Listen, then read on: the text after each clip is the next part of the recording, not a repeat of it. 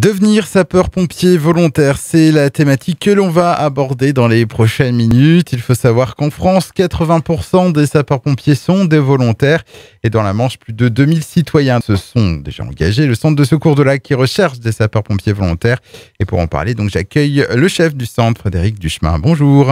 Bonjour Manu, bonjour aux auditeurs d'AG FM. Alors, on va commencer avec quelques chiffres au centre de secours de Lac, qui n'est composé que de volontaires. Quel est l'effectif ? Nous sommes à 34 personnes en effectif au niveau des sapeurs-pompiers volontaires du centre de secours, mix entre hommes et femmes. Et c'est un effectif qui est plutôt stable, qui a plutôt tendance à baisser, à augmenter. C'est resté stable pendant un petit moment et puis le centre de secours de Lac, et comme tous les centres de secours, c'est un centre de secours qui vit.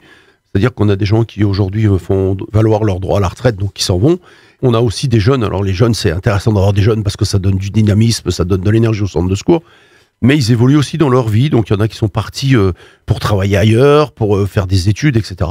Et effectivement, on a une petite faiblesse actuellement sur nos personnels au sein du centre de secours. Qui peut devenir déjà sapeur-pompier volontaire ? Alors je ne vais pas dire tout le monde peut devenir sapeur-pompier volontaire parce que je ne vais pas parler de conditions physiques, je vais plutôt parler d'aptitude physique, puisque il est important qu'on ait une condition physique qui soit une bonne condition physique. Déjà, il faut être vacciné contre l'hépatite B, et puis il faut qu'on soit en capacité de pouvoir aller faire des missions qui sont pas des missions exceptionnelles. Moi, j'ai tendance à dire qu'on n'est pas des gens exceptionnels.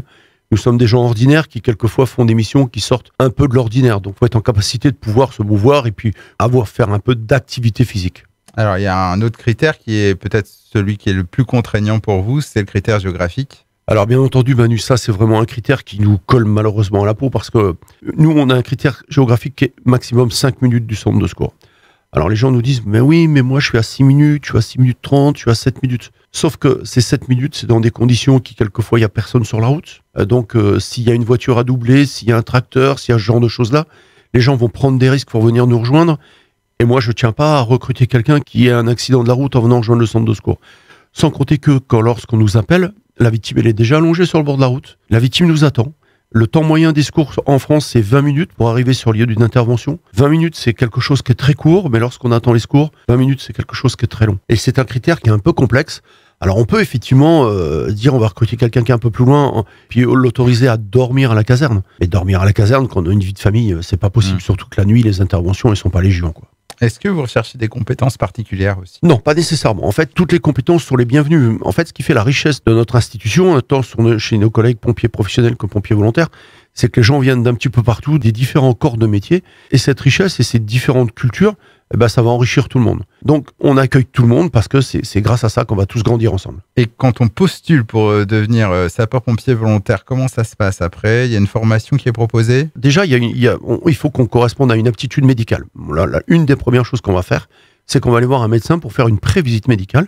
Et c'est ce médecin qui va nous dire oui, vous avez l'aptitude ou non, vous n'avez pas l'aptitude. Une fois que ça c'est fait, on va élaborer un dossier pour s'assurer aussi que judiciairement parlant, il n'y ait pas de difficulté, par exemple. Et puis après, les gens vont être pris en charge de façon à pouvoir faire des formations qui sont des formations départementales où le sapeur-pompier, on va l'emmener, où s'il a le permis, il va y aller et il va rencontrer des gens d'autres endroits du département et encore se mélanger à la culture.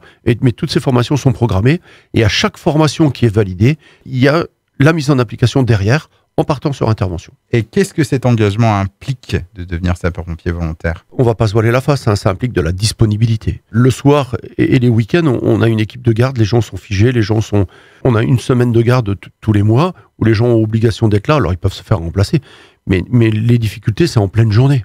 Et si on a des gens, moi, si j'ai quelqu'un demain qui vient me voir, qui me dit, moi, je peux assurer tous les départs de la journée, par contre, le week-end, je suis pas là, moi, je recrute. Être sapeur-pompier, c'est être disponible quand les gens sont chez eux. Effectivement, ça implique de la disponibilité.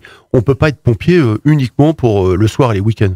Pour moi, c'est pas possible, même si c'est un peu compliqué pour certains. Alors, on va parler argent. Est-ce qu'il y a une indemnisation ?